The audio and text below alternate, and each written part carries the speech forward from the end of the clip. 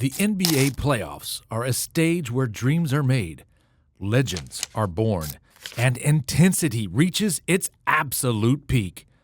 For basketball fans, this is what it's all about. Raw emotions, heart-stopping plays, and the sheer thrill of watching the best athletes in the world leave everything on the court. But sometimes, in the pursuit of glory, playoff intensity spills over into chaos, controversy, and moments that make the fans wince. So today, let's delve into the untamed passion and relentless drama of the NBA playoffs. Are you ready? Let's start.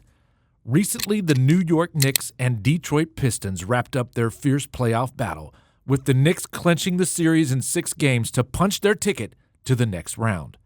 Every dribble, every rebound, and every shot had carried the weight of a championship chase. For the Pistons, it was a desperate fight to stay alive. For the Knicks, it was the final push to seal the deal. But it was the chaotic final moments of Game 4 that will be remembered as one of the most controversial flashpoints of the series. A clash where playoff intensity collided headfirst with human error.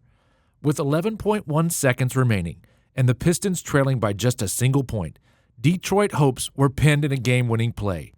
Cade Cunningham, the Pistons' young star, had the first crack at glory with a shot from the left elbow. The audience shouted with excitement, but a frantic rush ensued when the ball clanked against the basket. Amid the chaos, the ball found its way to Tim Hardaway Jr. in the corner.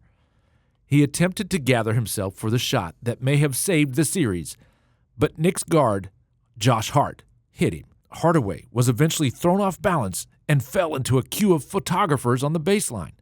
His shot went wide and completely missed the rim.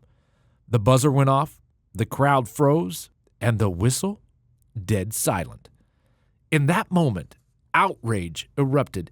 Pistons head coach J.B. Bickerstaff stormed onto the court, his voice cutting through the roar of the crowd as he scolded the officials.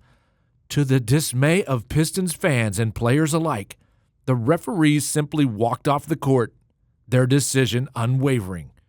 Meanwhile, the Knicks celebrated their hard-fought 94-93 win, blissfully indifferent to the brewing storm of controversy. Later that evening, the officials acknowledged their mistake, admitting that Josh Hart's contact should have been called a foul.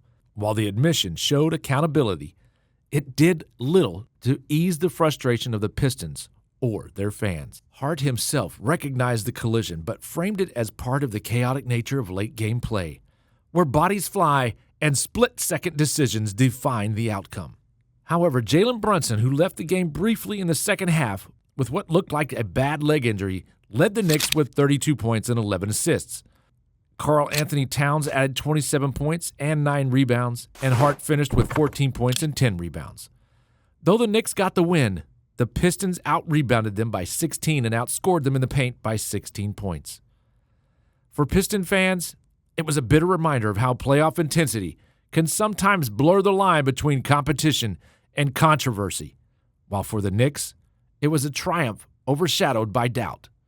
Next, in the Western Conference, Denver Nuggets found themselves tossed into an existential battle, not just for victory, but for their very identity as a team. It had been a difficult week for the Nuggets, one that tested the endurance of the franchise to its core. The firing of head coach Michael Malone sent shockwaves through the locker room. Amidst the chaos, the Nuggets faced the Memphis Grizzlies in a crucial clash. Not a playoff game, but one that would ultimately determine how they entered the postseason. So for them, this wasn't just a game. It was a defining moment in their journey. The stakes were really high. While a defeat threatened to push Denver into the risky play-in tournament, a victory would solidify their position and ensure that they enter the playoffs with momentum rather than uncertainty.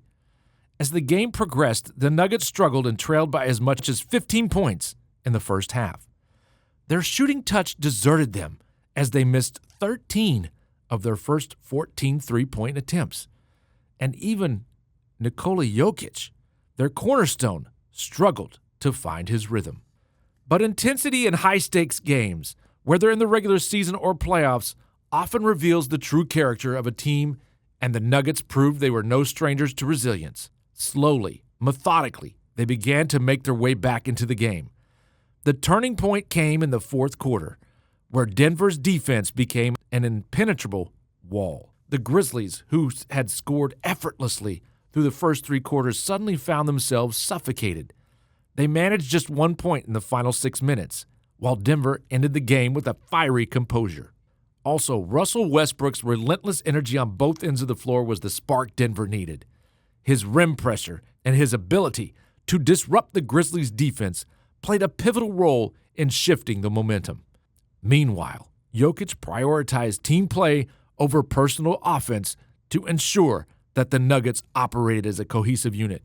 Together, they organized a comeback that wasn't just about numbers, but about rediscovering the spirit of a team that had been missing for too long.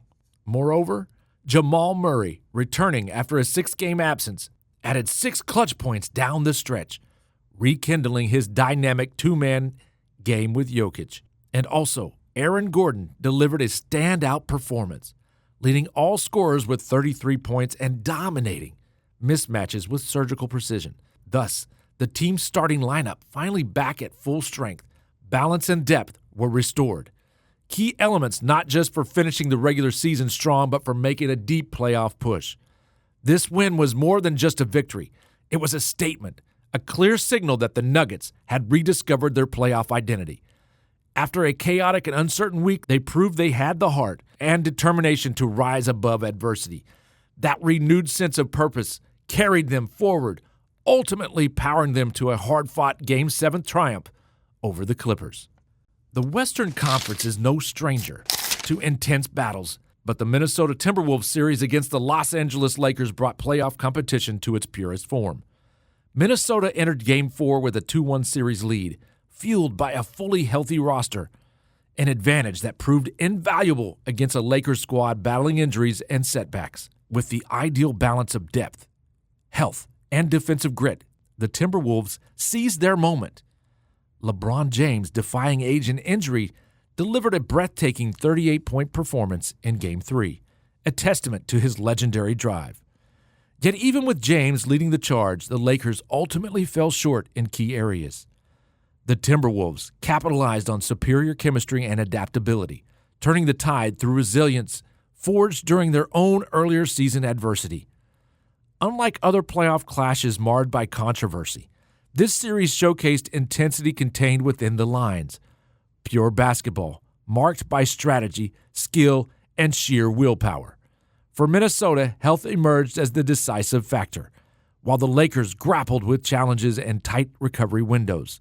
The Timberwolves executed with precision, exploiting every mismatch and maintaining relentless focus. In the end, Minnesota emerged victorious, clinching the series and proving that sometimes playoff intensity doesn't have to spiral into chaos. Sometimes it's simply about which team is best equipped to rise to the occasion. Deep into their first-round playoff battle with the Houston Rockets, the Golden State Warriors faced an unexpected challenge.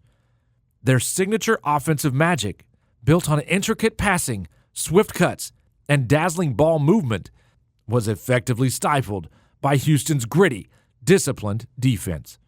For 2.5 games, the Warriors looked out of sync, struggling to find their usual rhythm. But in the second half of Game 3, they sparked back to life, delivering a much-needed 104-93 victory. Golden State's assist totals are a key barometer of success. When they hit 30 or more, their system hums. Anything less signals trouble. From the first 2 games and into Game 3's first half, the numbers were grim. 20 assists in Game 1, 22 in Game 2, and just 8 by halftime in Game 3. But the second half brought a turnaround. 16 assists, 58 points, and a fourth-quarter masterclass in adaptability, led by Stephen Curry and his electric connection with Gary Payton II. In the pivotal fourth, with Houston clinging to an 84-83 lead, Curry and Payton took over. Back-to-back layups, a dagger corner 3, and a 90-86 advantage that the Rockets couldn't claw back from. Golden State's Game 3 win shifted momentum, and though Steve Kerr wisely warned against getting comfortable, the Warriors stormed ahead to a 3-2 series lead. Ultimately, the Warriors sealed the deal in a dramatic Game 7 in Houston, punching their ticket to the next round, a heavyweight showdown with the surging Minnesota Timberwolves. For Golden State, the road gets steeper, but the heart of a champion beats loud. In the end, the NBA playoffs are a stage where the best and worst of human nature collide. They reveal the beauty of competition, the grit, the glory, the sacrifice. But they also expose its darker edges, from controversy to heartbreak. Year after year, players, coaches, officials, and fans are reminded of the razor-thin line between intensity and control. The Knicks' gritty series win, the Nuggets' redemptive rise, the Timberwolves' commanding triumph, and the Warriors' dramatic 7-game battle all weave into this year's playoff tapestry. Together, they remind us that when playoff intensity tips too far, it can spark chaos. But when harnessed just right, it produces moments of pure greatness.